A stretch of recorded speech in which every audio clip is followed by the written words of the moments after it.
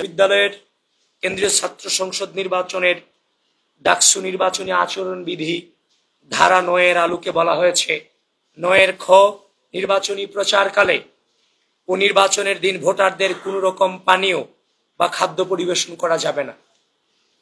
ধারা ৯ এর গ ভোটারদের কোনো রকম উপঢৌকন বা বকশিশ ইত্যাদি প্রদান করা যাবে না। সেখানে শিক্ষার্থীদেরকে উপঢৌকন প্রদান করা হয়েছে, খাবার প্রদান করা হয়েছে এবং প্রত্যক্ষ এবং পরোক্ষভাবে ডাকসুর যে শিবির সমর্থিত ভিপিজিএস এজিএস সাধারণ শিক্ষার্থীদেরকে প্রভাবিত করেছে, যেটা সুস্পষ্টভাবে নির্বাচনী আচরণ বিধির লঙ্ঘন। আমরা নির্বাচনের কমিশনে এসেছি, আমরা আমাদের জায়গা থেকে আমাদের অভিযোগ জানিয়েছি। যদি ঢাকা বিশ্ববিদ্যালয় এরিয়ার বাহিরে এভাবে বিশ্ববিদ্যালয়ের শিক্ষার্থীকে সমবেত করে উপঢৌকন এবং খাবার খাইয়ে ভোট চাওয়ার মাধ্যমে যদি প্রভাবিত করার সুযোগ আচরণ বিধিতে থাকে, তাহলে আমরাও আমাদের যা মতো করে করে নিলাম বিশ্ববিদ্যালয়ের বাহিরে উপঢৌকন দিয়ে খাবার দিয়ে। সেটাই নির্বাচনী কমিশনকে আমরা বললাম আর কি, যদি এটা যদি হয় তাহলে এটা তো সবার জন্য প্রযোজ্য হওয়া উচিত। কিন্তু আমরা সুস্পষ্টভাবে দেখতে পাচ্ছি এটা হচ্ছে নির্বাচনী আচরণ বিধির লঙ্ঘন। সেটাই আমরা নির্বাচন কমিশনকে জানিয়েছি যে এটার বিরুদ্ধে যেন তারা দ্রুত সম্ভব ব্যবস্থা গ্রহণ করে। আরো একটা জিনিস, সেটা হচ্ছে যে আমরা বারবার ঢাকা বিশ্ববিদ্যালয়ের যে শিক্ষার্থী সংসদ, ঢাকা বিশ্ববিদ্যালয়ের শিক্ষার্থী সংসদ যে গ্রুপগুলো আছে, শিক্ষার্থী সংসদ ১, শিক্ষার্থী সংসদ ২, এগুলো সম্পর্কে বারবার নির্বাচন কমিশনে আমরা অভিযোগ দিয়েছি। এ নিয়ে আজকের মতো তৃতীয়বার আমরা আমাদের অভিযোগপত্র দাখিল করেছি যে এই গ্রুপগুলো নির্বাচনী লেভেল প্লেইং ফিল্ডকে ক্ষুণ্ণ করছে। তো এটার বিরুদ্ধে কেন ব্যবস্থা নেওয়া হচ্ছে না? যেখানে নির্বাচনের যে আমাদের যে কমিশন আছে, কারা এই গ্রুপগুলোকে চালায়, মডারেটর এবং হচ্ছে যে আপনার এডমিন প্যানেল, সকলকেই তারা চেনেন, জানেন, তাদের সাথে কয়েক দফা বৈঠক করেছেন। কিন্তু তাদের সাথে বৈঠক করার পর দেখলাম যে গ্রুপগুলোর নাম পরিবর্তন হয়ে গেছে, উল্টা এখনো পর্যন্ত মিস ইনফরমেশন, ডিসইনফরমেশন ছড়ানো হচ্ছে। তো সুতরাং এটা নির্বাচনী লেভেল প্লেইং ফিল্ড ক্ষুণ্ণ করছে। এটার সম্পর্কে কেন ব্যবস্থা এখনো পর্যন্ত নেওয়া হচ্ছে না, নির্বাচন কমিশন ব্যর্থ কিনা নির্বাচন পরিচালনা করতে, সেটি আমরা তাদেরকে আজকে বলেছি এবং অতি দ্রুত যেন আগামী কয়েক ঘন্টার মধ্যে যেন তারা এইগুলোর ব্যবস্থা নেয় আমাদেরকে যে জানায়, সেটা আমরা জানিয়ে এসেছি। বসুন্ধরা টিস্যু, অশুদ্ধতার বিরুদ্ধে এক বিন্দুও ছাড় নয়।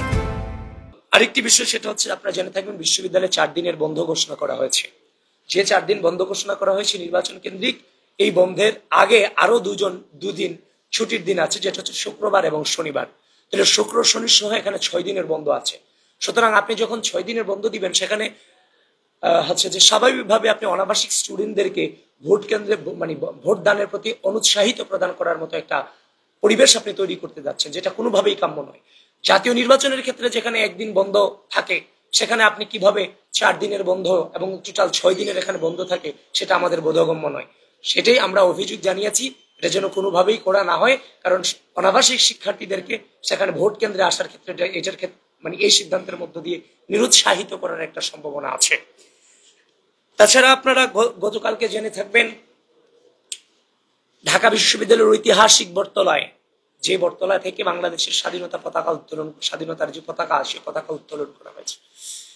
সেই বটতলায় দাঁড়িয়ে শিবির সমর্থিত যে প্যানেল, সেই প্যানেলের স্বাধীনতা সংগ্রাম ও গণতান্ত্রিক আন্দোলন বিষয়ক যে সম্পাদক, সে সম্পাদক স্পষ্টতভাবে মুক্তিযুদ্ধে বিভিন্ন জাতি গোষ্ঠীর যে অংশগ্রহণ, সে অংশগ্রহণকে স্পষ্টতভাবে অস্বীকার করেছে, যেটা মুক্তিযুদ্ধের স্বাধীনতা সংগ্রামের যে চেতনা, সেই চেতনাকে ভুলুণ্ঠিত করার সামিল। আমাদের যে গঠনতন্ত্র আছে, ডাকসুর গঠনতন্ত্র, সেই গঠনতন্ত্রের ধারায় লক্ষ্য উদ্দেশ্যে বলা হয়েছে আমাদের মহান স্বাধীনতা সংগ্রাম এবং মুক্তিযুদ্ধের চেতনাকে সমুন্নত রাখা। গতকালকে তিনি যেটা বলেছেন যে চাকমাদের কোনো স্টেকই ছিল না। আমরা জানি সেই জনগোষ্ঠীর যে রাজবংশের অনেকেই সরাসরি মুক্তিযুদ্ধে অংশগ্রহণ করেছেন এবং মুক্তিযুদ্ধে তাদের স্টেক রয়েছে, যেটার মধ্য দিয়ে যে মন্তব্যের মধ্য দিয়ে এবং তাদেরকে অস্বীকার করার মধ্য দিয়ে মুক্তিযুদ্ধের ইতিহাস, মুক্তিযুদ্ধকে ভুলুণ্ঠিত করা হয়েছে, মুক্তিযুদ্ধের চেতনাকে ভুলুণ্ঠিত করা হয়েছে। শুধু তাই নয়, একটু আগে যতটুকু আমি জেনেছি, তাদেরই শিবির সমর্থিত প্যানেলের সর্বমিত্র চাকমা একটা পোস্ট দিয়েছে, ফেসবুক পোস্ট, আপনারা দেখে থাকবেন। তার ব্যালট নাম্বার হচ্ছে 197। সে কটাক্ষ করে পোস্ট দিয়ে বলেছে, আমার এই 197 এর পরে যদি 1 থাকতো তাহলে ওই গোষ্ঠীটার ভোট আমি পেতাম। ওই গোষ্ঠী বলতে কোন গোষ্ঠী? মুক্তিযুদ্ধ এবং স্বাধীনতা সংগ্রামের পক্ষের গোষ্ঠীকেই কটাক্ষ করে বলেছেন, যেটা কোনোভাবেই যায় না। এটা আপনারা মেনে নেবেন? এটা মেনে নেওয়ার কোনো সুযোগ নাই। তো সুতরাং এভাবে একটা প্যানেল থেকে বারংবার স্বাধীনতা সংগ্রাম এবং মুক্তিযুদ্ধের ইতিহাসকে বারবার বিকৃত করার সামিল, মুক্তিযুদ্ধের ইতিহাসকে বারবার আপনার হচ্ছে যে আঘাত করার ক্ষেত্রে তারা মানে সুযোগ খোঁজে কিভাবে আঘাতটা করা যায়। এর আগেও জাইনুদ্দিন সরকার নামে এই প্যানেলেই, এমন এক প্যানেলে তাদেরকে হচ্ছে যে প্রার্থী হিসেবে নেওয়া হয়েছিল যে আমাদের বীরশ্রেষ্ঠ মতিউর রহমানকে প্লেইন হাইজ্যাকার বলেছিল, প্লেইন হাইজ্যাকার বলে কটাক্ষ করেছিল।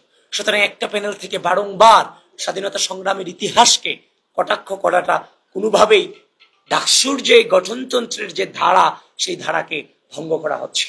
সুতরাং আশা করি নির্বাচন কমিশন সেটার বিরুদ্ধে তাদের যথাযথ ব্যবস্থা গ্রহণ করবে।